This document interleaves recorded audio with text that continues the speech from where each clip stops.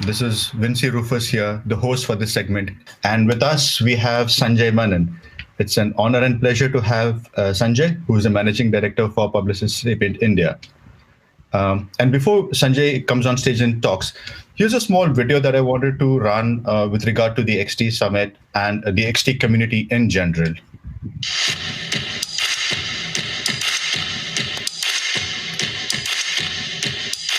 I am An. I am An. I am An. Experienced technologist. Experienced technologist. Experienced designer. Experienced designer. Experienced designer. And I am the part of. And I am a part of. And I am part of. XTE Summit 2020. XTE Summit 2020. XTE Summit 2020. Join us to witness how. Join us to witness how. Join us to witness how. Join us to witness how. How we will all. How we will all. How we will all. Engineer experiences. Engineer experiences. Engineer experiences. Engineer experiences.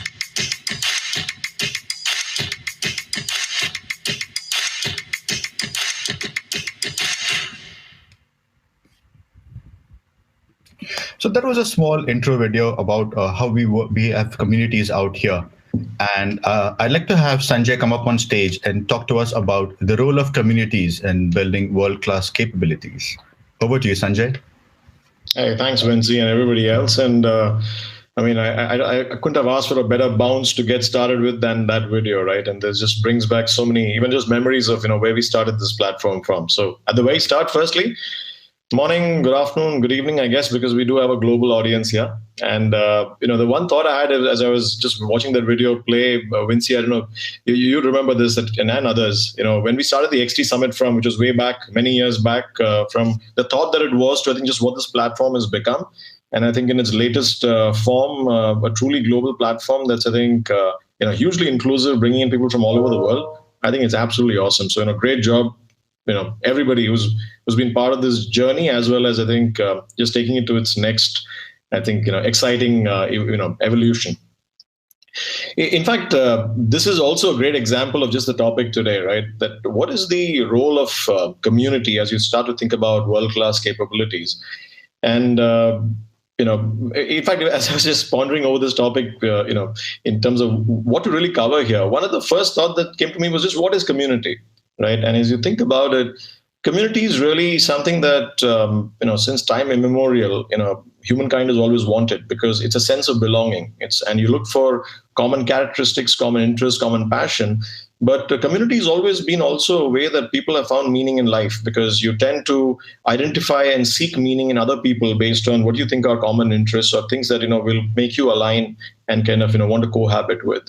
And to me, just the XT community as a microcosm, but I think even overall, I think communities play a key role in just, who we are as a company, and I think in the world at large as to how do you collectively build world-class capability. Because at the very start of it, I mean, if I look at us, I mean, we're a people-based business. I mean, there's no plant and machinery. It's really a people-based business. And so for us, it's really important how people relate to each other. Even if you look at our purpose, it's about helping, people bravely thrive in their pursuit of next. It's always about how do we help and build upon the work of each other, but really how do we kind of, work and go somewhere together. And so what I'm going to do is really leave you with 2-3 characteristics that I've seen communities tending to exhibit as they then become more meaningful or just create more impact.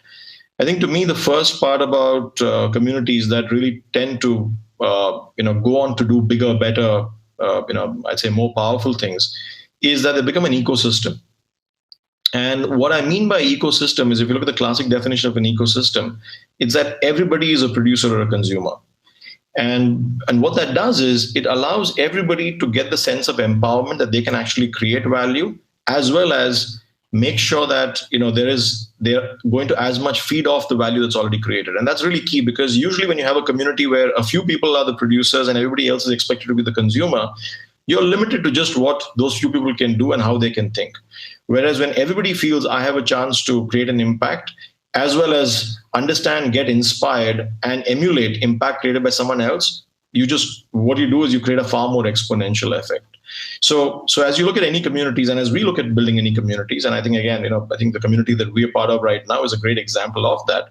Is that it doesn't matter where you are in, what your title is or which part of the world you're in, but the fact that you have a point of view that's valuable, you have something that someone else can gain value from, makes you a producer in the community. And because it's an engaged community, you can seek the same value from others. So that's the first characteristic. The second characteristic that I've seen in communities that definitely become powerful and become more meaningful is that people build upon each other's ideas.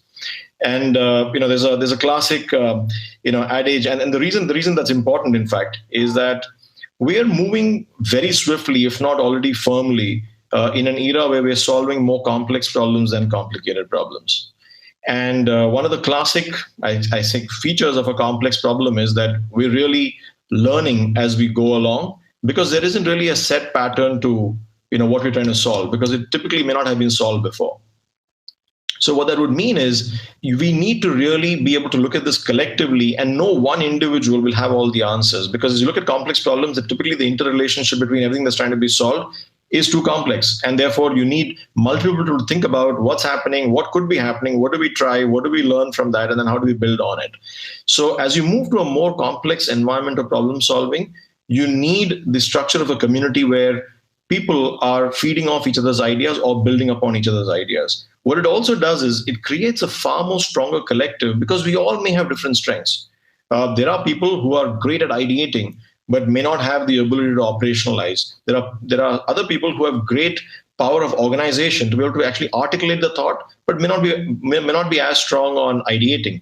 So when you start to put all these people together, what you create is a far more powerful collective than any one of these by themselves trying to make that journey. So which is why a community in which people can build upon each other, truly be a cohort, is a community that becomes far more powerful. And and also, if you think about it, the third part, I'd say the attribute that I have seen of communities is a sense of camaraderie, right? I mean, there's got to be something that connects us, which makes us kind of cohabit, right? And that's really important again, because a sense of camaraderie ensures that it's just not about the work that you're doing, but how are we also interacting and engaging as people? Because as human beings, we find it very difficult to be so clinical as to engage purely from a professional sense alone if we haven't developed that personal sense connect as well. So as I look at a bunch of communities that we have, as well as you have externally, communities that tend to find a deeper personal connect as well also have a far deeper sense of camaraderie, which then naturally extends into the professional realm, the work realm that you're doing, and you move far more powerfully forward. So if you really think about it, the three aspects I talked about, one is it's an ecosystem. B, it's where people are building upon each other's ideas and have the ability to almost kind of feed off each other's ideas. And the third that we just talked about is a sense of camaraderie, which really creates that fabric within which communities kind of thrive. All of it comes down to at least one of those old African sayings which I've always come to respect and love, which is if you want to go faster, you go alone. If you want to go further, you got to move together. So I'm just going to take that's all I had in terms of the three things to share. I thought we could also spare a few minutes for people if people have any questions or want to share any perspective. I'd love to understand that. So I know, Vinci, back to you in case, I guess you will help orchestrate that. Lovely. If there are any questions. Yeah, thank you so much for that. So we have one person who has a question. I'm going to have Pawan come up on stage. Hey, thanks, Sanjay. I think those 3 points are fundamental to building good communities that last longer. But I also want to take the negative side now and talk about how do you deal with disagreements and maybe contention in the community? Is there a way to resolve things in a more universal way, or are there lessons that can be learned from others? Yeah, no, it's a great question, right? See, I think we sometimes feel that disagreement is an unhealthy sign. I actually think disagreement is a sign of a thriving community, because when do you tend to disagree? You tend to disagree in an environment where you know that you will be heard for what you're saying, but you won't be judged for what you're saying. right? So to me, disagreement is about points of view. So if you're within a strong mesh, it's like being in a family, right? You're very comfortable disagreeing in a family because what binds you together is much larger than just the current point in the point in contention, right? If you're on a larger purpose, you have a larger belief, a set of values. That's why I go back to the camaraderie piece that keeps you together, that keeps you bit down. It's absolutely fine to disagree. When you don't have those frames, then disagreement really becomes, then it's not community anymore. Then it's about saying, hey, my view is better than yours, and therefore I think I should do this. But it's not about we should do this, and we should do this because we believe in this larger cause, and here's why. I may have a different way of looking at it. You may have a different way of looking at it, and let's find out a way in which we have a more powerful way, because you're really looking at saying, what's the interest that we are serving finally with our thought, right? So I think disagreements are healthy. And I think a community that disagrees and still moves forward, to me, is an intensely mature community. Because communities that don't disagree, it just means that people are not bringing their authentic self or their authentic thought, or the connection is very superficial. And you'll get where you get to, but you're not going to get there purposefully. Yep. Does that help, Pawan? Definitely. XT is certainly one of those communities that disagrees a lot. I know that. That's why it's a great sign, right? Yeah. Thank you. Bye.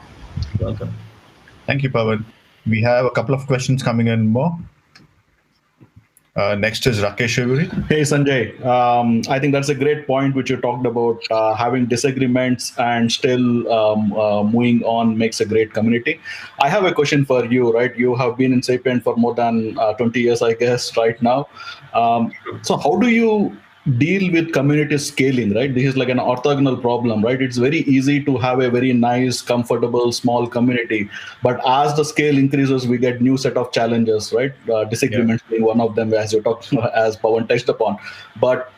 And XT community is one of the successfully scaled communities which we have over the last, I guess, like 8 to 10 years. So it'll be great to hear your viewpoint on how did you see it, right? Like what made it successful? No, I think it's a good question, Rakesh. And honestly, we have, even at our scale, we have scaled a few communities, but not a lot of them as well. And it's something that is, I think it's always a work in progress because the times and people change as well. But I think there's two things that I've seen if I use XT as a case in point, right? I think the one is that how does the community come together and what is the level of passion and core commitment, in those stem cells that create the community, right? That's, I think, the first one.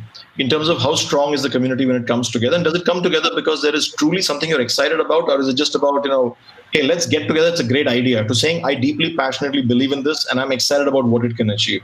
The second is, and this I think comes to a scaling part, is each person feeling passionate about scaling it. So you can't scale the community if 5 people who are the core, want to scale it from 5 to 50 to 500 to 5,000.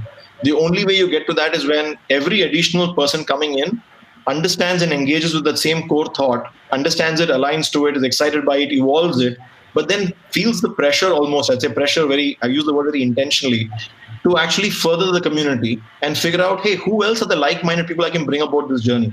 So suddenly you have an exponential effect of people who are the ambassadors, truly the brand ambassadors. Instead of saying, hey, you want to join the XT community, I'll tell you, why don't you write an email to a Sailesh or a Vinci or a Kumar or a Rakesh or Pawan, and they'll get you on board. Instead of saying, hey, you want to join the community? Go here, find out more about what we're doing. Why don't I set up half an hour with you and tell you more about what we're doing?